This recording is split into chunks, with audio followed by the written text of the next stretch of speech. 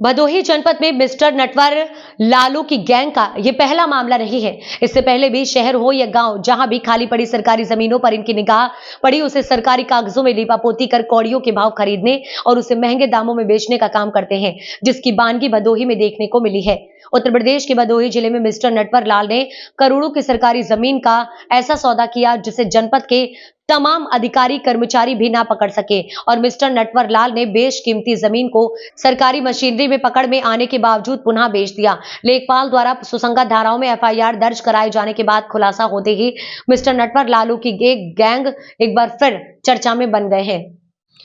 उत्तर प्रदेश सरकार भ्रष्टाचार रोकने के लिए चाहे तमाम ही हथकंडे क्यों न अपना ले, लेकिन जालसाज अपनी आदतों से बाज नहीं आ रहे हैं। वहीं बात करते हैं औराई तहसील के ग्राम सभा खभईपुर की, जहां ग्राम समाज की लगभग 40 बीघे जमीन को जालसाजों ने फर्जी ढंग से पट्टा करा लिया और इस पट्टे की जमीन पर बाकायदा जमीन खरीद बिक्री होती रही और अब इस समय जमीन पर अवैध प्लाटों का कब्जा भी हो गया है। हालांकि इस मामले को संज्ञान में आते ही तत्कालीन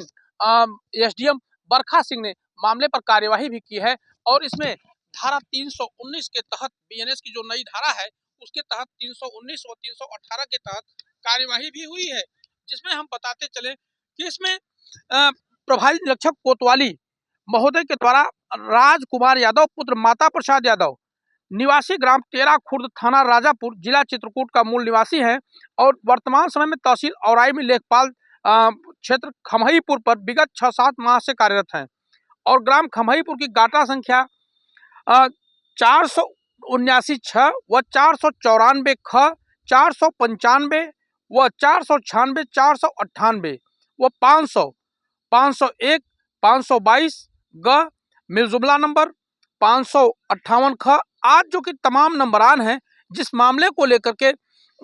इस समय के मंत्री पंचायती राज ओम प्रकाश राजभर तथा अल्पसंख्यक कल्याण मुस्लिम वक्फ बोर्ड एवं हज एवं उप राजस्व सचिव उत्तर प्रदेश शासन को जब यह पत्र लिखा गया तब जाकर के लोगों की नींद खुली और इस पर कार्यवाहियां शुरू हुई, जिसमें एक व्यक्ति के नाम नामजद एफआईआर दर्ज की गई। हालांकि बताते चलें कि इसमें लालचंद यादव, पिता का नाम सीताराम व अस्थायी पता अज्ञात आदि मामले को लिखा गया है, जिसमें लेखपाल के द्वारा बाकायदा यहां तहरीर दी गई और एफआईआर दर्ज कराया गया है, जिसको लेकर के औराई थाने से ज्ञानपुर थाने से कार्यवाही शुरू है। अब देखना यह है कि इस तरह की कितनी पत्रावलियां हैं और कितने फर्जी ढंग से पट्टे हुए हैं और कितना जमीन पर लोगों ने कब्जा किया है, इसको लेकर के कहां तक कार्यवाही होती है। जबकि यह बड़ा मामला बना है कि सरकार भ्रष्टाचार रोकने के लिए तमाम हथकंडे अपना रही है, लेकिन हथकंडों को फेल कर रहे हैं